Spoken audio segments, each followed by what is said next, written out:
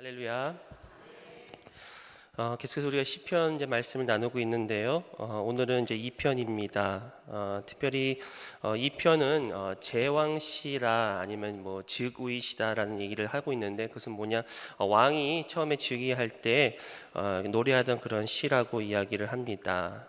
특별히 다윗이 이 시를 썼다고 저들 주장을 하는데, 그 당시에 다윗을 비롯한 하나님께서 선택하시고 또 이스라엘에 실제로 존재하였던 그런 왕들을 묘사하는 그런 시다라고도 이야기를 합니다. 그런데 여러분 뭐 이미 많이 읽고 묵상하셨겠지만 이 시편을 보면은 그냥 어떤 육적인 왕으로만 보기에는 너무나 좀 부족한 부분이 많이 있습니다. 오히려 부족하다기보다 그 내용이 광대하고 또 그런 위험한 왕, 특별히 기름 부음 받은 자다. 특별히 기름 부음 받은 자는 결국은 메시아 또 예수 그리스도를 나타내는 것을 우리가 알 수가 있지요. 그래서 오늘 시편 2편을 어떤 이 세상에 있는 왕으로 우리가 보지 말고 예수 그리스도, 특별히 하나님의 기름 부음 받은 자요 또 하나님의 아들이신 예수 그리스도를 우리가 바라봄으로써 좀 말씀을 대하기를 원합니다. 특별히 사도행전 13장 25절 4장 25절 이하에는 이 시편 말씀을 인용하고 있는데 이렇게 고백을 합니다. 사도행전 4장 25절에 또 주의 종 우리 조상 다윗의 입을 통하여 성령으로 말씀하시기를 어찌하여 열방이 분노하며 족속들이 허사를 경영하는고 세상의 군왕들이 나서며 관리들이 함께 모여 주와 그의 그리스도를 대적하도다 하신 이로소이다. 즉 이미 사도행전에서 이 시편 2편은 바로 예수 그리스도를 나타내는 시다라고 그렇게 고백하고 있고요. 또 조나단 에드워스는 이 구속사라는 책을 통해서 결국 하나님께서 다윗에게 영감을 주셔서 그리스도와 또 그의 구속을 미리 보게 하시고 또 교회들로 하여금 하나님을 예배하도록 도와주는 것이 바로 시편이다라고 말씀을 하고 있습니다. 특별히 시편 2편은 우리 예수 그리스도의 그 승리에 대해서 말씀하고 있고 또 시편 2편을 통해서 우리는 다시 한번 복음을 깨달을 수가 있는데 그런 내용들을 한 가지씩 우리 살펴보기를 원합니다. 시편은 시이기 때문에 어떤 문학적인 그런 구조를 우리가 특징들을 찾을 수가 있는데요. 특별히 오늘은 이 전체 12절 구절을 3절씩 나눠 가지고요.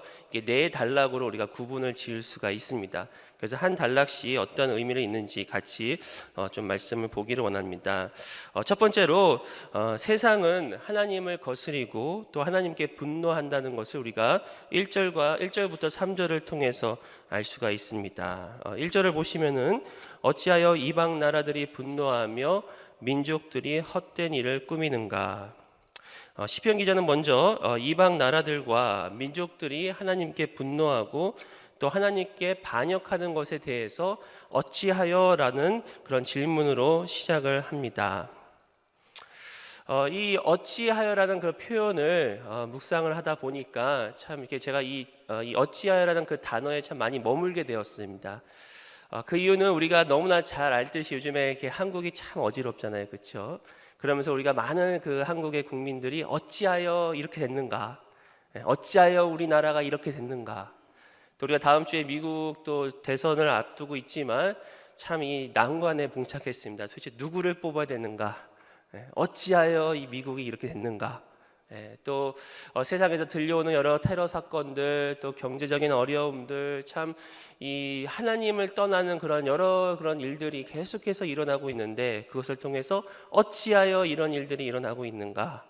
마치 이 다윗의 이 어찌하여라는 고백이 지금 저와 여러분들의 고백이 돼야 되지는 않을까라는 그런 생각이 듭니다.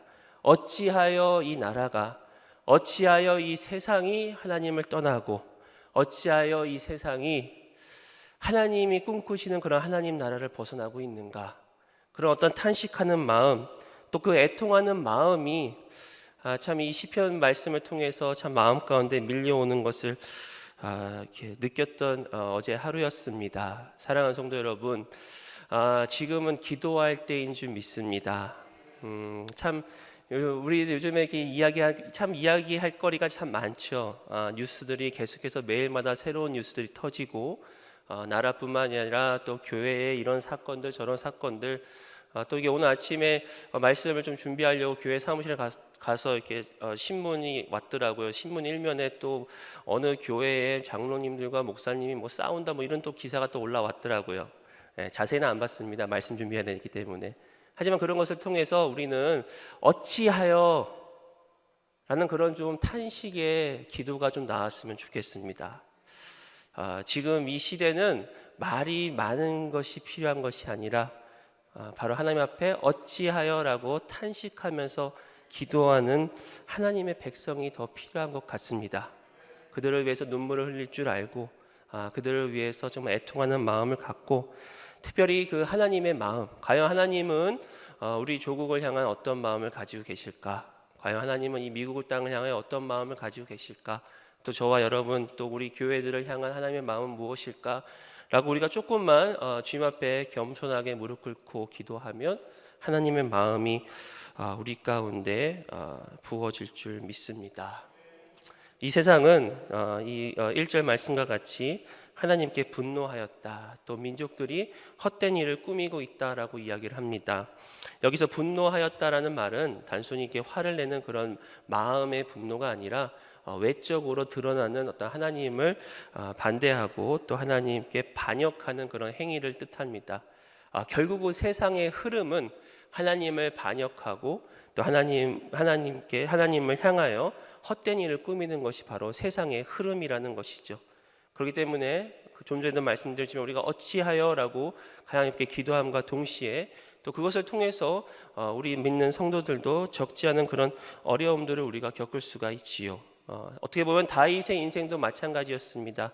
하나님께서 그를 선택하여 기름 부으시고 또 왕으로 세우셨지만 계속해서 다윗은 그런 어려움 가운데 있었고, 또 그것을 통하여 어찌하여라고 하나님께 탄식하는 그런 기도가 아닌가 생각됩니다.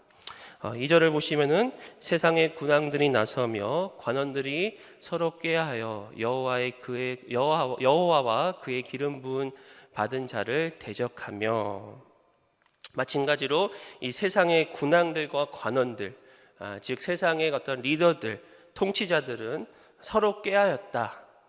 그리고 여호와와 그의 기름 부음 받은 자를 대적하였다. 여기서 우리는 이것을 영적으로 해석을 할 때 결국은 여호와와 또 예수 그리스도를 대적하였다라고 우리는 해석할 수 있습니다. 한 가지 이 말씀을 통해서 우리가 교훈을 얻을 수 있는 것은 세상의 군왕들과 관원들은 끊임없이 꾀하여, 끊임없이 의논하고 생각하고 전략적으로 하나님을 반대한다는 것을 우리가 알 수가 있습니다. 마치 사단이 계속해서 전략적으로 우리 교회를 무너뜨리고 성도들을 무너뜨리고 또 하나님 나라를 무너뜨리듯이 그들은 계속해서 그렇게 고민하고 생각한다는 것이죠. 그렇기 때문에 우리에게는 이미 승리가 보장되었음을 믿습니다. 하지만 그와 동시에 우리는 깨어서 기도해야 됩니다. 근신해야 됩니다. 그렇기 때문에 성경이 이렇게 고백하고 있지 않습니까? 베드로전서 5장 8절에 보시면은 근신하라 깨어라 너희 대적 마귀가 우는 사자같이 두루다니며 삼킬 자를 찾는다.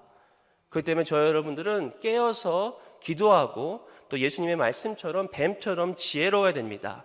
세상을 향하여 그냥 아니란 태도로 보인다면, 마치 지금 이 순간에 우리가 어떻게 하나 하나님이 하시겠지라는 어떤 막연한 그런 마치 이것이 믿음인 마냥 막연하게 있으면 결국은 원수들이 원하는 쪽으로 세상을 흘러갈 수밖에 없다라는 것이죠.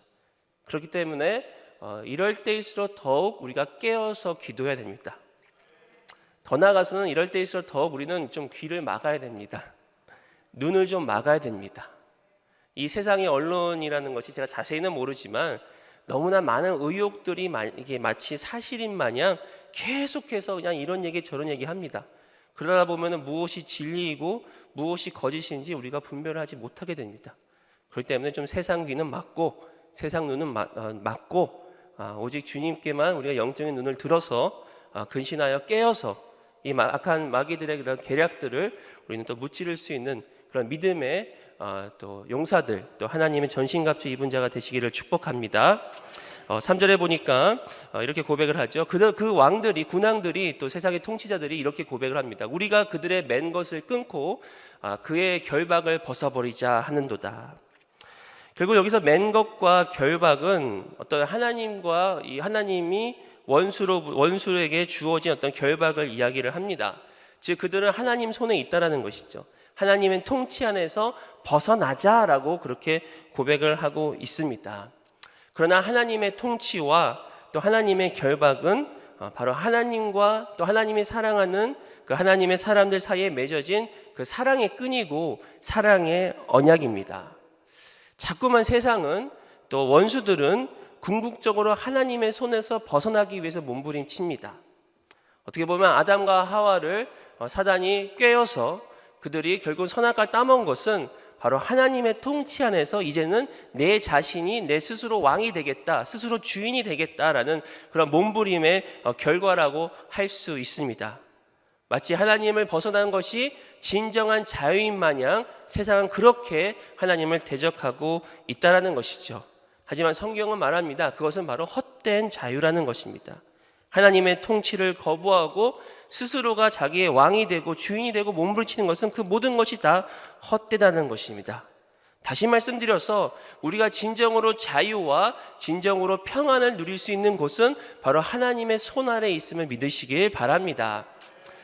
그것이 어떻게 보면 우리가 신앙이 자꾸만 불편한 것 같고 세상적으로 보면은 참 뭔가 부족한 것 같고 손해보는 것 같지만 결국은 하나님 손 안에 있는 것이 진정한 평강이요, 하나님의 손에 있는 것이 진정한 우리에게 자유가 있다라는 것이죠. 그래서 요한복음 8장 32절에 이렇게 고백하지 않습니까? 진리를 알지니 진리가 너희를 자유롭게 하리라. 그것이 바로 우리가 성령 안에서 하나님 안에 있는 것이 진정한 자유요, 또 진정한 행복이 우리 가운데 있다라고 성경은 말씀하고 있습니다. 그러나 하나님을 대적하고 또 하나님께 분노하고 하나님께 반역하는 사람들은 결국 그들의 궁극적인 목적은 바로 그들의 매인 것들, 또 그들의 하나님으로부터 받은 그 결박을 벗어나고자 하는 그런 몸부림치는 것을 우리는 기억해야 할 줄 믿습니다. 두 번째로는 이제 4절부터 6절의 말씀 통해서 그러한 그 군왕들, 그러한 하나님을 대적하는 자들을 향하여 결국은 하나님은 그들을 향하여 웃으신다라는 것을 우리가 말씀을 통해서 알 수 있습니다. 4절에 보시면은 하늘에 계신 이가 웃으시며 주께서 그들을 비웃으시리다. 참 이렇게 재미있는 표현 같아요.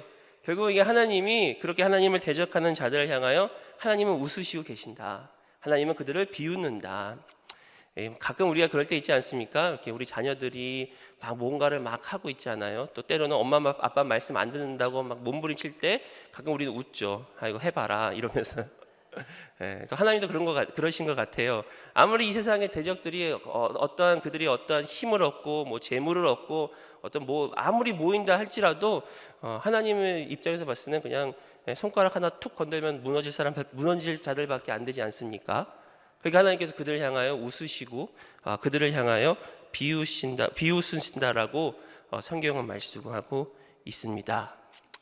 그럼 여기서 우리의 믿음은 무엇일까라고 생각했을 때 결국은 우리도 마찬가지로 하나님의 마음을 본받아서 저들을 향하여 웃는, 그리고 저들을 향하여 비웃는 그런 마음의 여유가 있는 것이 결국은 하나님을 바라보는 그런 믿음이 될 줄 믿습니다.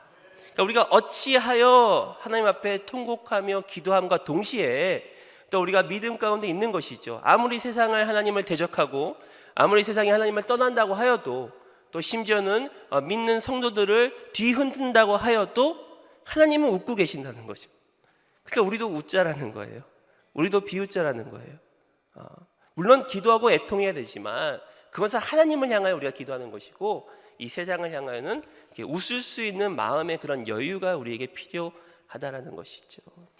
자, 우리에게 여러 가지 어려움과 또 삶의 고난과 고통 가운데 있을 때 한번 웃을 수 있는 그런 여유, 그게 바로 또 우리에게 필요한 또 다른 그런 믿음이라고 생각이 됩니다.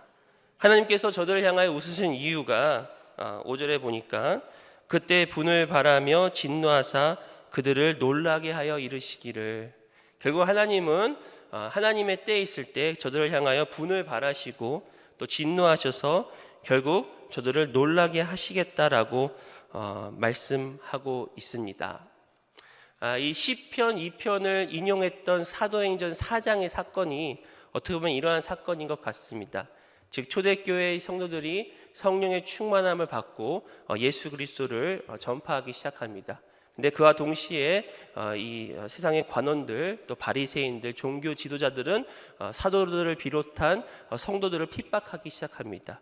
그래서 그들이 흩어지기 시작하고 또 그들 가운데 순교자들이 일어나기 시작합니다. 그때 성도들이 모여서 기도합니다. 기도할 때 바로 이 시편 2편을 인용하면서 그들이 결국은 하나님 앞에 하나님의 위엄함을 보여주시고 또 종들로 담대하게 말씀을 선포하도록 역사하소서라고 그들이 하나님 앞에 모여서 기도하게 됩니다. 그리고 기도한 후에도 계속해서 그들에게는 핍박이 있지만 결국은 하나님은 그 핍박 가운데 성도들을 사용하셔서 복음을 전파하게 하시고 또 놀라운 기적과 이사를 일으키게 하시고 결국은 그들을 괴롭혔던 그 헤롯 왕이 사도행전 12장에 이르러서는 벌레에게 먹혀서 죽는 그런 사건들이 일어납니다. 결국 세상은 저들을 핍박하고 또 저들 위에 통치하는 것 같지만 헤롯이 죽음을 통해서 또 수많은 기독교인들이 기적과 이사를 일으키며 또 복음을 담대히 전함을 통해서 세상이 놀라게 된 것이죠. 이것을 통해서 우리가 한 가지 또한 알 수 있는 것이 지난주 우리 주일 말씀과 이어져서 결국은 하나님은 연약한 자를 들어서 세상의 강한 자를 놀라게 하신다는 그런 하나님의 그 축복의 비밀이 담겨 있음을 믿으시기 바랍니다. 결국 이 세상에 있는 성도들 또 저와 여러분들은 참 연약한 자입니다. 하지만 마치 기드온과 같이 기드온의 연약함을 통해서 하나님의 놀라우신 일을 이루었듯이 그리고 그것을 통해서 기드온의 300 용사를 통해서 미디안 사람들이 놀랐듯이 세상이 연약한 자를 통해서 세상이 우리를 보고 놀란다는 것이죠. 왜요? 바로 우리 뒤에 계시는 하나님, 우리 뒤에 계시는 예수 그리스도께서 우리를 굳건하게 하셔서 우리를 사용하시기 때문입니다. 세상이 볼 때는 아무것도 없습니다. 세상이 볼 때는 참 연약합니다. 참 미련합니다. 그렇지만 이 미련한 자를 들어서 세상에 지혜 있는 자를 놀라게 하신 것이 바로 하나님의 능력이요 또 하나님의 역전의 하나님임을 믿으시길 바랍니다. 우리가 그날을 바라보기 때문에 우리가 그것을 알기 때문에 하나님과 같이 세상을 향하여 웃을 수 있고 하나님과 같이 세상을 향하여 비웃을 수 있다는 것이죠. 또 비웃자고 그러니까 너무 이렇게 기분 나쁘게 비웃지 마시고요. 그냥 미소로 속으로는 그래 해봐라 이런 거죠. 사단 마귀가 막 우리를 공격하고 어렵게 할 때 그냥 해봐라 그러고 이렇게 살짝 웃어주면 그게 결국은 우리의 연약함을 통해서 강함을 나타내시는 그런 하나님의 그 놀라운 역사가 우리 가운데 넘치기를 축복합니다. 6절에 보시면은 내가 나의 왕을 내 거룩한 산 시온에 세웠다 하시리로다. 결국은 이 세상이 하나님을 대적하고 또 기름 부음 받은 자 예수 그리스도를 대적하시지만 하나님이 그들을 향하여 웃으시고 또 그들을 놀래키시는 것은 결국은 그 하나님의 나의 왕 예수 그리스도를 그 거룩한 산 시온에 세웠다라고 성경은 말씀하십니다. 결국은 실제로 다윗 왕을 비롯한 그 이스라엘 왕들을 이곳에 세우셨고 또 하나님은 그 언약을 신실하게 이루심을 통해서 예수 그리스도를 거룩한 그 시온산 즉 예루살렘에 세워주셨습니다. 바로 십자가에서 죽으시고 또 부활하심을 통해서 예수 그리스도께서 그곳에서 최후 승리를 이루셨다라는 것이죠.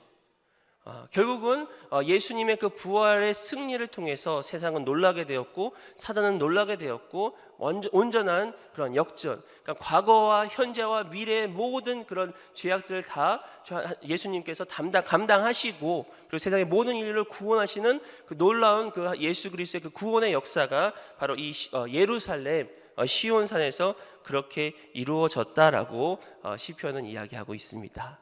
그래서 세 번째로 결국은 이 7절부터 9절까지는 그러한 예수 그리스도께서 예루살렘에 세우신 예수 그리스도께서 결국은 승리하신다라는 믿음의 선포를 그런 선포를 하고 있습니다. 7절에 한번 보실까요? 내가 여호와의 명령을 전하노라. 여호와께서 내게 이르시되 너는 내 아들이라. 오늘 내가 너를 낳았도다. 그들이 대적하였던 메시아 예수 그리스도는 결국은 하나님께서 너는 내 아들이다. 오늘 내가 너를 낳았도다라고 선포하고 있습니다. 즉 하나님의 아들 그리스도를 말씀하고 있다라는 것이죠. 이 말씀을 그 사도행전 13장 33절에 인용하고 있습니다. 이렇게 말씀하고 있습니다. 사도행전 13장 33절에 우리도 조상들에게 주신 약속을 너희에게 전파하노니 곧 하나님이 예수를 일으키사 우리 자녀들에게 이 약속을 이루게 하셨다 함이라. 시편 둘째 편에 기록한 바와 같이 너는 내 아들이라 오늘 너를 낳았다 하셨고, 즉 우리 그전에 읽었던 6절 말씀과 같이 시온에서 일으키신 예수 그리스도, 즉 예루살렘에서 십자가에 죽으시고 또 부활로 다시 일으신 예수 그리스도를 통해서 바로 주님의 그 약속을 이루시는데, 바로 이 메시아야말로, 이 그리스도야말로 바로 하나님의 아들이요 진정한 하나님이심을, 구원자이심을 그렇게 말씀하고 있다라는 것이죠. 또한 하나님께서는 이 마태복음 17장의 변화산상에서 예수 그리스도를 향하여 이렇게 고백을 합니다. 말할 때에 호련히 빛난 구름이 그들을 덮으며 구름 속에서 소리가 나서 이르시되 이는 내 사랑하는 아들이요 내 기뻐하는 자니 너희는 그의 말을 들으라 하시는지라. 바로 하나님의 아들, 사랑하는 아들, 또 하나님의 기뻐하는 자가 바로 예수 그리스도시다라고 선포하고 있다라는 것이죠.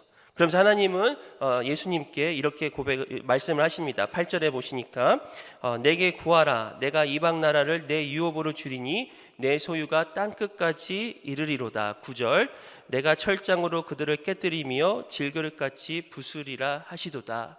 결국은 부활하여 세우신 예수 그리스도께서 하나님을 대적하였던 이방 나라들을 다시 다스리시고 온 땅을 통치하시고 그리고 그들을 깨뜨리시고 그들을 부수시라는 바로 예수 그리스도의 그 통치를 말씀하고 있다라는 것이죠.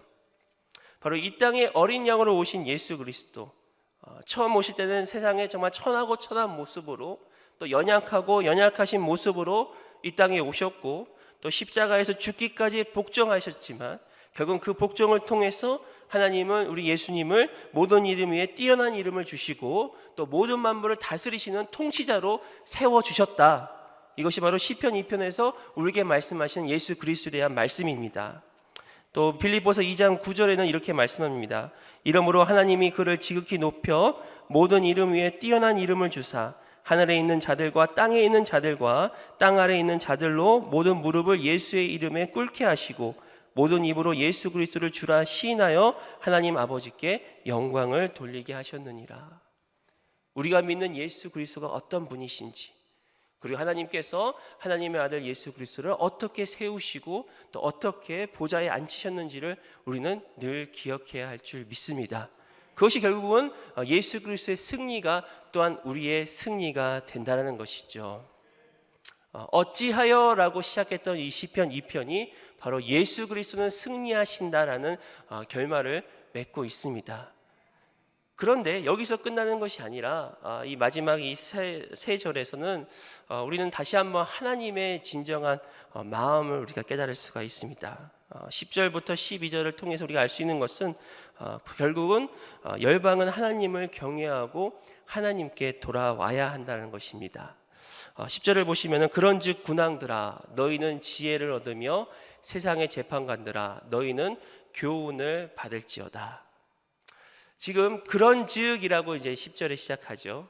그런즉이라는 접속사가 결국은 그러므로 결론을 맺는 그런 말씀인데, 결국은 1절부터 9절까지 우리가 지금까지 봐왔던 말씀들, 세상이 비록 하나님을 대적하고 세상이 비록 꾀하여 하나님께 어떻게 하면 하나님께 벗어나려고 그들이 몸부림치지만 결국 하나님은 그들을 향하여 웃으시고 결국은 예수 그리스도 통하여 그들을 심판하시고 그들을 물리치겠다.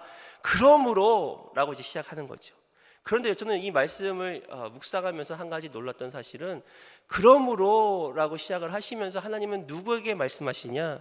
하나님을 대적하였던 군왕들에게 그리고 재판관들에게 말씀하신다는 거예요. 저 같으면 그러므로 나의 백성들아 놀라지 말라, 두려워하지 말라, 내가 너와 함께하리라 이러고 끝날 것 같은데, 오히려 하나님은 그러므로 나를 대적하였던 군왕들아, 나를 대적하였던 재판관들아 너희들 내게 돌아와라. 이게 무슨 의미일까요? 그들을 그럼에도 불구하고 사랑하시는 하나님의 그 마음을 알 수가 있었다라는 것이죠. 이게 놀라운 복음이지 않습니까?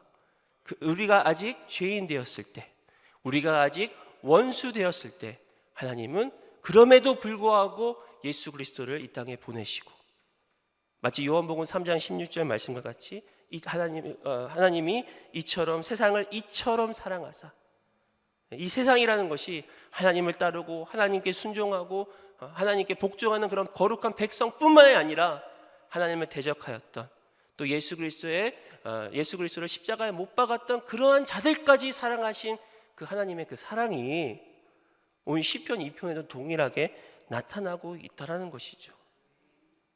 우리 같으면 그냥 비웃고 끝날 것 같은데, 하나님은 그러므로 너희들은 나에게 돌아오라 라고 말씀을 하고 있습니다. 그러면서 이 10절부터 12절까지 하나님께서 이 5가지를 우리에게 주시는데, 그러므로 이 군왕들에게 또 세상들에게 이 5가지를 행하라고 권면하고 있는데요. 먼저 10절에 보시면, 다시 한번 보시면, 그런즉 군왕들아 너희는 지혜를 얻어라. 첫 번째로 말씀하신 것이 바로 지혜를 얻어라 라고 말씀하고 있습니다. 그리고 두 번째로는 세상의 재판관들아 너희는 교훈을 받아라 라고 말씀하고 있습니다. 어제 우리 강 목사님도 말씀하셨지만 무지는 죄라고 했습니다. 즉 우리가 먼저 해야 될 것은 바로 하나님을 알아야 됩니다. 말씀을 통해서 지혜를 얻고 말씀을 통해서 교훈을 얻어야 됩니다. 이 세상의 군왕들이 모르기 때문에, 하나님을 알지 못하기 때문에 하나님께 불순종하였고 하나님을 대적하였습니다. 그래서 하나님께서는 저들에게 예수 그리스도가 누구신지 먼저 보여주시고 말씀하시고, 그러므로 너희들은 지혜를 얻어라, 교훈을 얻어라 라고 말씀하고 있는 것입니다.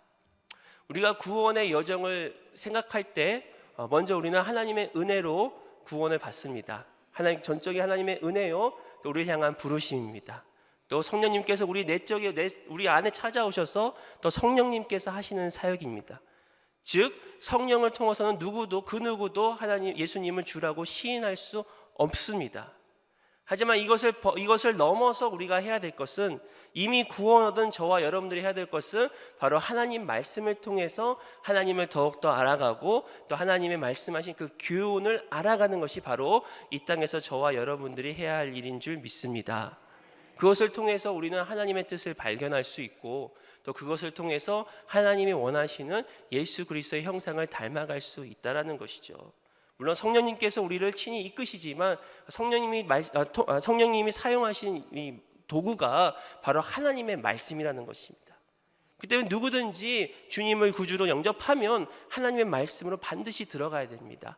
하나님의 말씀의 묵상을 통해서, 또 하나님의 말씀 배움을 통해서 하나님을 알고 하나님의 교훈을 알고, 바로 하나님께서 이 세상의 군왕들에게 말씀하신 이 말씀이 또 저와 여러분들에게 동일하게 주시는 말씀인 줄 믿습니다.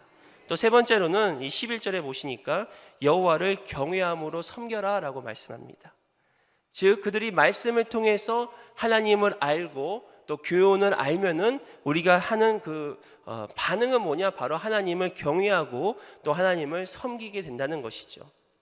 바로 하나님을 경외함을 통해서 섬기라는 것은 바로 예배라고 할 수 있습니다. 즉 우리는 하나님을 알 때 하나님께 온전한 예배를 드릴 수가 있습니다. 예배를 표현하는 영어 단어가 2가지가 있는데, 하나는 worship이고 두 번째는 service입니다. 그렇죠? 이게 worship은 강 목사님이 여러분 말씀하신 것 같은데, 바로 worth와 ship의 이게 합성어다. 즉 worth, 하나님의 그 가치.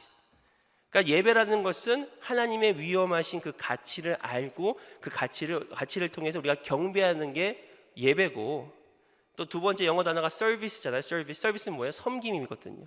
그러니까 예배는 또다시 하나님을 섬기는 것이 예배다. 즉 예배는 하나님의 가치를 향하여 우리가 올바로 반응하고 또 하나님을 전적으로 섬기는 것이 예배인 줄 믿습니다. 우리가 예배를 통해서 은혜를 받지만 예배를 통해서 은혜 받는 것이 우리의 첫 번째 목적이 아니라는 것이죠. 예배는 전적으로 하나님께 드리는 것이고, 예배는 전적으로 하나님을 섬기는 것입니다. 결국 찬양이라는 것은 하나님께서 우리에게 하신 일들, 또 하나님의 선하심을 우리는 입술로 고백하는 것이 찬양입니다. 그렇기 때문에 온전한 찬양을 드리기 위해서는 우리는 하나님을 온전히 알아야 된다는 것이죠. 하나님이 어떠한 분이신지, 또 하나님이 어떠한 일을 하셨는지를 우리가 알 때 하나님을 온전히 경외하고 섬긴다는 것입니다. 또 네 번째로는 동일한 11절에 이렇게 말씀하십니다. 그를 떨며 즐거워할지어다. 우리가 하나님을 알고 하나님을 온전히 예배함을 통해서 또 하나님을 떨며 즐거워할지어다. 우리는 말씀 묵상을 통해서 또 예배를 통해서 하나님을 경외함과 동시에 하나님을 즐거워할 수 있습니다. 이스라엘과 세상이 하나님을 떠나고 대적할지라도 그들이 하나님께 돌아와 묵상하면 또 하나님의 말씀이 깊이 스며지면은 하나님의 마음을 우리가 온전히 알 수 있다라는 것이죠. 그렇기 때문에 시편 기자 이렇게 고백하지 않습니까? 너희는 여호와의 선하심을 맛보아 알지어다. 우리가 어떤 경외와 즐거움이 어떻게 보면 서로 상반된 그런 감정인 것 같지만 결국 우리는 하나님 앞에 나왔을 때는 결국 이 두 가지가 공존하는 그런 우리의 마음을 느끼지 않습니까? 우리가 하나님을 경외함과 동시에 또 우리는 하나님을 즐거워할 수 있습니다. 왜냐하면 하나님을 깊이 경외하면 경외할수록 오히려 그 안에 쏟아져 나오는 그 역설의 기쁨을 우리는 누릴 수 있다라는 것이죠. 예수 그리스도의 십자가 앞에 나오면 나올수록 그리고 십자가 앞에서 내 죄가 드러나지고 또 내 죄를 주님 앞에 고백하면 고백할수록 오히려 그 가운데 기쁨이 있습니다. 사도 바울이 이렇게 고백하지 않습니까? 나는 날마다 죽노라. 죽는다고 얘기하는데 그게 얼마나 싫겠습니까? 우리는 다 죽기를 싫어하지 않습니까? 그런데 이 사도 바울의 고백을 자세히 보시면은 그는 기쁨으로 하나님 앞에 환성을 지르는 것입니다.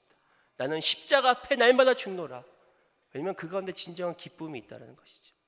내가 십자가 앞에 죽었을 때 그 안에 그리고 내 안에 예수 그리스도 사는 것이 우리에겐 진정한 기쁨의 원천이 될 줄 믿습니다. 제가 예전에 제 친구가 이제 결혼한다고 할 때 제가 한마디 조언했습니다. 무조건 죽어라. 무조건 아내 앞에서 죽어라. 그랬더니 이 친구가 굉장히 저한테 짜증을 내더라고요. 내가 왜 죽어야 되냐고. 아내부터 좀 죽여달라고 이러면서. 근데요, 신앙생활은요 죽을 때 기쁨이 있더라고요. 내가 아무것도 아닐 때 하나님은 우리 마찬가지입니다. 우리 지난 주일날 말씀 참 은혜를 많이 받았는데 깊은 영성이라는 내가 계속해서 연약해지는 것이라는 거죠.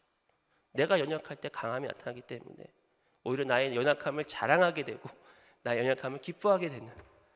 그래서 우리가 하나님을 즐거워할 수 있다는 것이죠. 하나님을 바라보고 하나님의 하신 일을 우리가 바라볼 때 즐거워할 수 있다는 것입니다. 그리고 마지막 다섯 번째로 12절에 보시니까 그의 아들에게 입맞추라 라고 말씀합니다. 마지막으로 하나님을 아는 백성들에게 하나님 말씀하시는 것이 그 아들에게 입맞추라, 바로 예수 그리스도께 입맞추라 라고 말씀하고 있죠. 여기서 입맞추라는 그 표현은 생명의 삶 큐티지에도 말씀하고 있더라고요. 깊은 존경과 또 헌신과 순종을 이야기한다라고 이야기합니다. 유대인들이 의례적으로 상대방을 존중하고 또 복종할 때 이렇게 입을 맞췄다라고 하죠.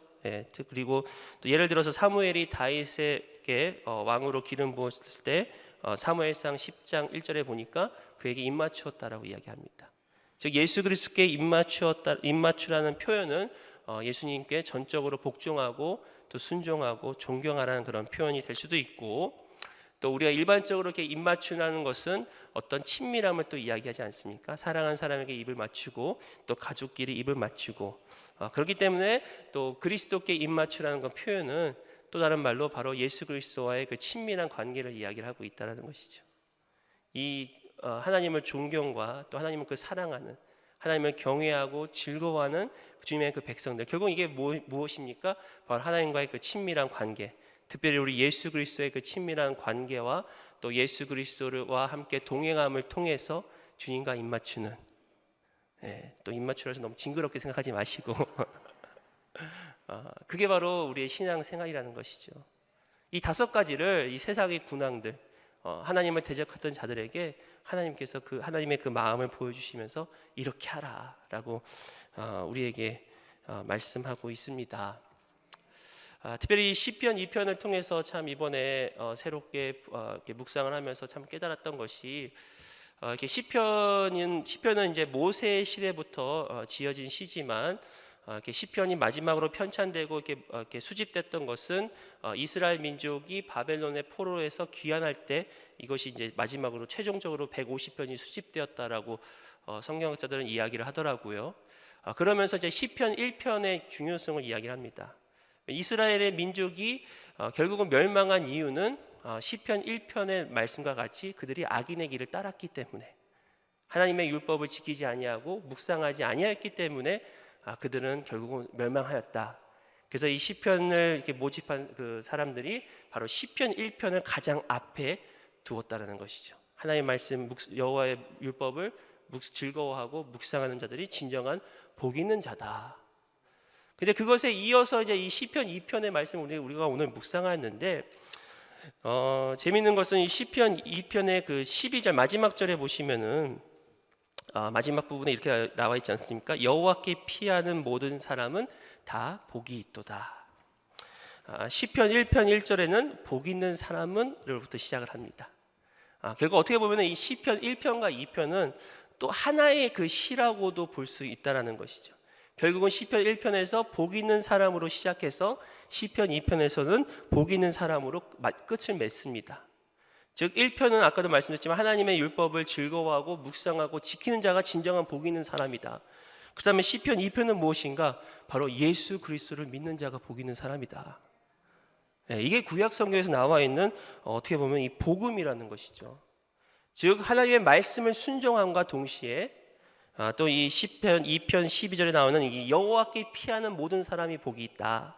즉 뭐예요? 하나님의 그 은혜 안에 거하는 사람이 복이 있다. 우리 신앙은요, 이 두 가지 균형을 잘 맞춰야 된다고 생각합니다. 먼저는 하나님의 그 은혜 안에 거하는, 그리고 하나님의 말씀을 지키려는 그 몸부림. 이 두 가지의 균형이 있을 때 우리가 이 땅 가운데 승리할 수 있지 않겠습니까? 너무 은혜만 강조하다 보면은 결국은 방종의 삶이 되는 것이고, 또 너무 율법만 강조하다 보면은 율법주의에 빠질 수밖에 없는데, 우리는 아직도 이 땅 가운데서 우리에게 주신 그 은혜의 목적은 우리의 거룩함입니다. 우리가 예수님을 닮기 위해서 하나님은 우리를 구원하셨습니다. 그렇기 때문에 우리가 구원받은 우리가 마치 이 사도 바울의 그 빌립보서 말씀과 같이 두렵고 떨리는 마음으로 그 구원을 이루어야 하지만, 그 이루는 길이 바로 오직 은혜 아래에 있다는 것이죠. 하나님 안에 피하는 자, 여호와께 피하는 모든 사람이 다 복이 있도다. 즉 예수가 어떤 분이신지를 알고 또 예수님의 승리를 우리가 알면은 오직 우리가 거해야 할 곳은 바로 주님 아니다. 이것이 바로 시편 2편이 우리에게 말씀하시는 복음의 메시지라 믿습니다. 참 시편 1편과 2편을 통해서 결국은 성경 전체의 이야기들을 이렇게 하고 있는 것 같더라고요. 자, 그런 깨달음을 주신 하나님께 또 감사드리고, 또 우리가 날마다 승리하시는, 특별히 오늘 하루도 한 구절 붙잡으시기 바랍니다. 너무 많은 걸 막 깨달은 게 좋은 것보다 한 구절이라 내가 살아내는 게 중요합니다. 그래서 우리가 오늘 말씀을 통해서 한 가지라도 우리가 붙잡고 그 말씀 붙잡고 살아가실 때 놀라운 승리와 축복이 있으시기를 여러분 한 분 한 분 축복합니다. 하나님, 주님의 은혜 감사합니다. 결국 이 모든 것 뒤에 승리하신 예수님, 결국은 우리가 거해야 할 곳은 다시 한번 예수님의 그 품 안임을 다시 한번 기억해야 하시니 감사합니다. 오늘 하루도 말씀을 통해서 우리가 그 말씀을 붙잡게 하시고 또 그 말씀을 살아냄을 통해서 오늘 하루도 주님이 허락하신 승리와 축복의 삶을 누릴 수 있도록, 그리고 하나님과의 그 친밀한 동행을 통해서 또 하나님을 즐거워하는 그런 우리 한 사람 한 사람 될 수 있도록 주님 역사하여 주시옵소서. 모두 감사드리옵고 예수님의 이름으로 기도드리옵나이다. 아멘.